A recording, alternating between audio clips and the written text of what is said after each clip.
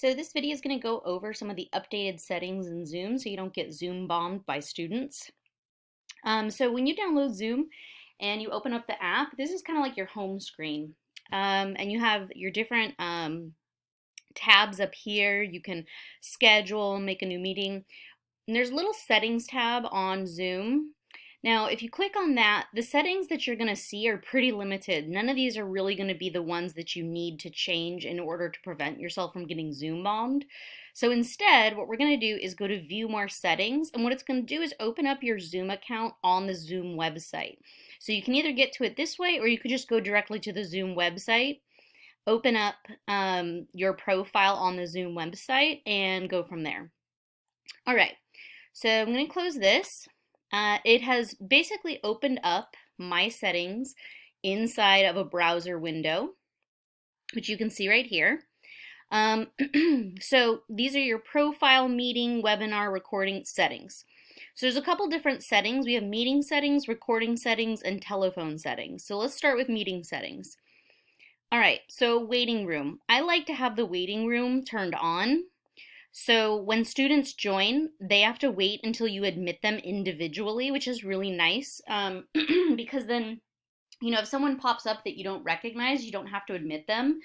If you're admitting students one at a time and someone does something inappropriate, you have the time and ability to either turn their video off, turn their audio off, or kick them out of the room.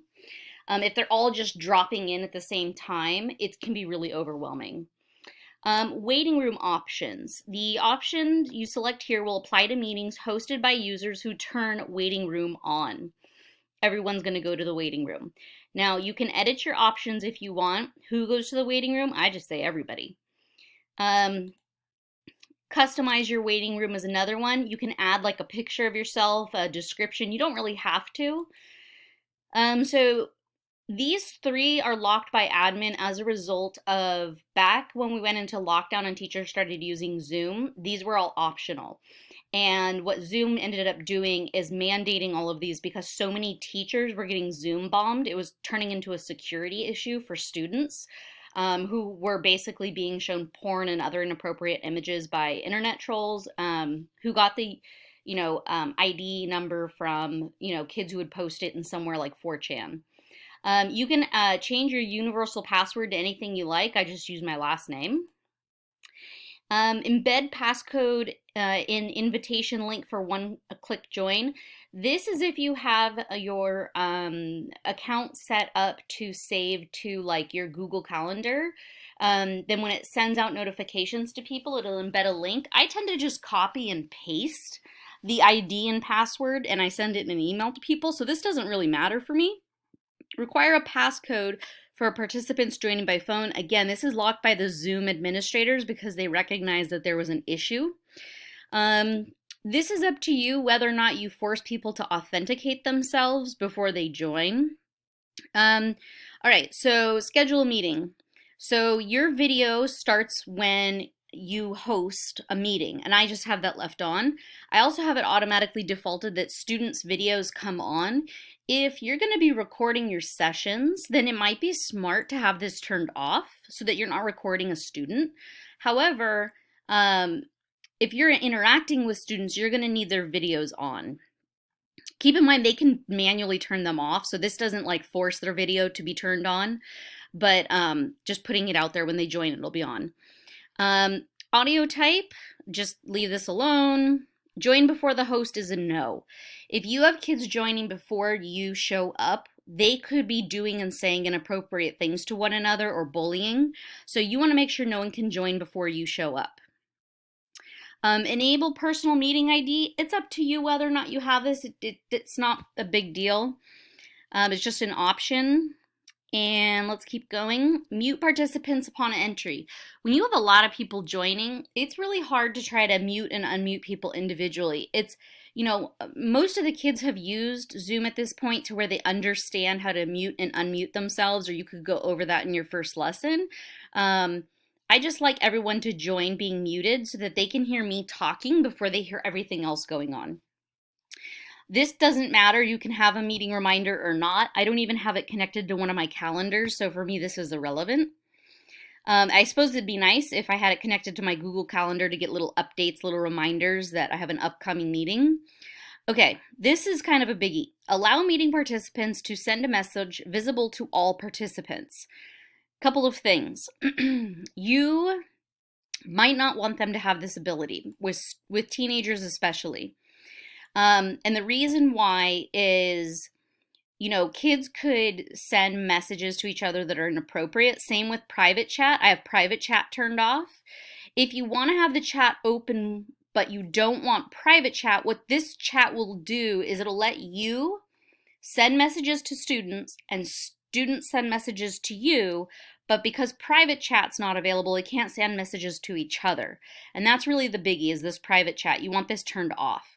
I get very overwhelmed by having the chat turned on. So unless I have to share a file or a link with the students, I actually turn the chat off, because otherwise they're asking me questions in the chat the whole time, because that's like the courteous way to do things. And I get overwhelmed trying to do a presentation or a lecture and answer questions at the same time. I just instruct them to mute and unmute themselves to ask questions.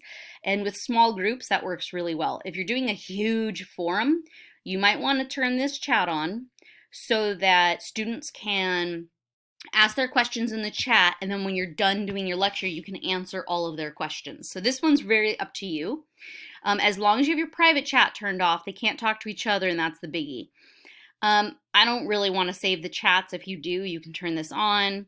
Sound notification. I don't really like having a lot of sounds going bing, bing, bing. It's overwhelming for me. I have an ADD brain. I can't handle too much. File transfer. Hosts and participants can send files in the in-meeting chat. Again, if you're using Zoom and you want to send kids a copy of a PDF to print out, this would be great to turn on, but you could also do that in Google Classroom. So you don't really need this on, but it is an option. Feedback to Zoom. Add feedback tab to the Windows setting or Mac preferences. They're providing feedback directly to Zoom. I'm turning that off. I don't want that. Because then I don't know what data they're collecting on the kids. I don't know what's going on with that. Display end of meeting experience feedback survey. So you can have up a survey pop up that just says like good, bad, whatever. I know if my lesson's good or bad. I'm not going to turn that on, but you could. Allow the host to add a co-host. If you have SPED, resource, a co-teacher, this would be good to have turned on so that you can name someone as a co-host. Add polls to the meeting controls. This allows the host to survey the attendees. I like to have that on as just an option. I have the toolbar turned on. Show Zoom windows during a screen share.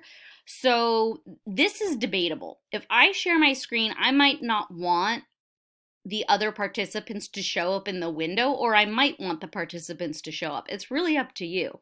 So if I just want to only share my window and not share the other participants, I'll turn that off.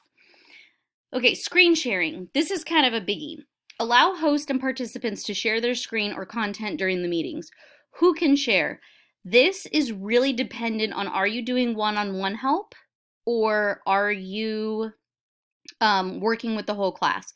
If I'm working with the whole class, guess what? I'm the only one that can share. I don't want kids to be able to share or take over my screen and then they share something inappropriate. However, I can say that all participants can share, and what that will do is it will give me the option to give someone permission to share their screen if they're an attendee. So they can't share it first, but then I can give them permission inside of the session to share their screen. Who can start sharing when someone else is sharing? I said the host only, because if I'm sharing something, I don't want someone to have the ability to take over my screen. Also, if you have like co-teacher, whatever, you might want it to be all participants. You might want it to be you only. Up to you. Disable desktop screen shares. If you turn this on, you will not be able to share your own screen, so don't turn that on. Up to you if you want to do annotation tools. I left it off. Whiteboard is a cool feature to have available to you, so I left it on. And I left allow saving of whiteboard content on, but I'm not going to auto save. I don't want to keep records of this for myself. Remote control. During screen share, the person who is sharing can allow others to control the shared content. I could see situations where this would be good in certain classes. If you're having kids do like collaborative work, I could also see this going very awry and having, again, them share inappropriate things. So whether or not you turn this on is dependent on your classroom. Nonverbal feedback is just participants can give you like thumbs up, thumbs down type thing. Meeting reactions, allow meeting participants to communicate without interrupting by reacting with an emoji. Remove participants to rejoin. I turn this off. If I kick a kid out of a room, I don't want them coming back and continuing to heckle me and do inappropriate stuff. If you got kicked out, you're staying out. So this is just going to stay off. The other thing is if you do turn this on, if you kick a kid out, they come back in, you might want them to come back after 5 minutes. So you might want to turn this on if you have a system where you say you have to leave the room for 5 minutes for being inappropriate, come back when you can behave yourself. It's really up to you. Allow participants to rename themselves. This is important because sometimes kids use their parents' accounts and you want them to be able to give themselves their own name. If kids are abusing what they're naming themselves and putting inappropriate stuff, I guess you could turn this off. Hide participant profile pictures in a meeting. That didn't really matter to me. Report participants to Zoom so we can report inappropriate behavior. I left that on. Breakout room. Whether or not you use this is up to you. I just turned it on because it's great. I like having it. Remote support. Allow meeting hosts to provide one-on-one remote support to another participant. We're going to turn that on. And when we turn that on, notice that breakout room went off. So a breakout room is where you send students off into smaller groups, whereas remote support is me being one-on-one with some of the users. So it's got to be one or the other. You can't have both. I don't really do breakout groups, so I'm just going to leave remote support on. Closed captioning up to you. Saving, it's up to you.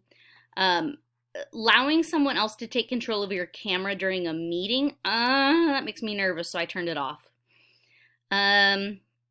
Virtual backgrounds, again, we had kids who were using inappropriate virtual backgrounds, so I turned that off.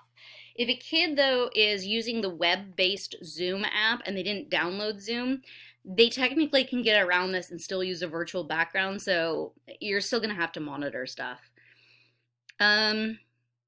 So a couple other things, auto answer, group chat. Again, a lot of this is just up to you whether or not you want to use it.